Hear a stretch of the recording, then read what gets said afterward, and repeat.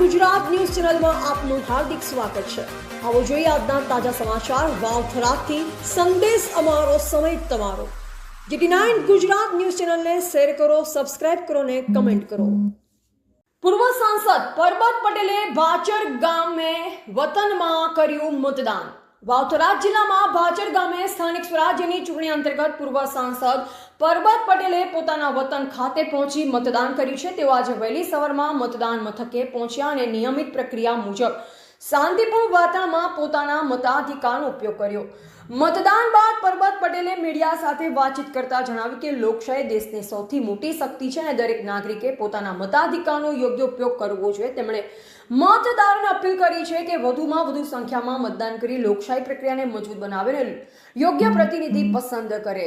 તેમણે ખાસ કરી યુવા મતદારોને સંબોધતા કહ્યું કે યુવાનોનો મત વિકાસની દિશા નક્કી કરે છે, જેથી દરેક યુવાને અવશ્ય મતદાન કરવું જોઈએ। મહિલાઓ, વરિષ્ઠ નાગરિકો તેમજ પ્રથમ વખત મતદાન કરતા નાગરિકોને પણ સક્રિય રીતે મતદાનમાં ભાગ લેવા અનુરોધ કરવામાં આવ્યો।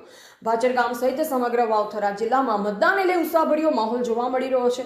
મતદાન મથકો પર વહેલી સવારથી જ મતદારોની લાઈનો જોવા મળી। ચૂંટણી તંત્ર દ્વારા શાંતિપૂર્ણ, નિષ્પક્ષ અને સરળ મતદાન માટે પૂરતી સુરક્ષા વ્યવસ્થા ગોઠવવામાં આવી છે। એવા રાણાભાઈ પારેગી, વાવથરા। સમગ્ર રાજ્યમાં સ્થાનિક સ્વરાજની ચૂંટણીઓ ચાલી રહી છે।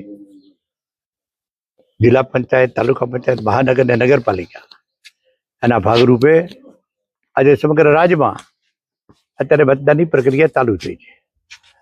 અત્યારે તમે કીધું કે પહેલો જિલ્લો, મિત્રો પહેલા જિલ્લામાં મતદાન પહેલી વખત અહીં તો કેટલી વખત મતદાન કરી ચૂક્યા છે, એટલે આ વખતે નવા જિલ્લામાં પણ જે મતદારોનો ઉત્સાહ છે, ઉમંગ છે, આમાં તાલુકા પંચાયત અને જિલ્લા પંચાયતની બધી જ બેઠકો ઉપર વાવથરા જિલ્લામાં ભારતીય જનતા પાર્ટીનું કમળ ખીલશે, એમાં કોઈ શંકાને સ્થાન નથી। બોલો મિત્રો।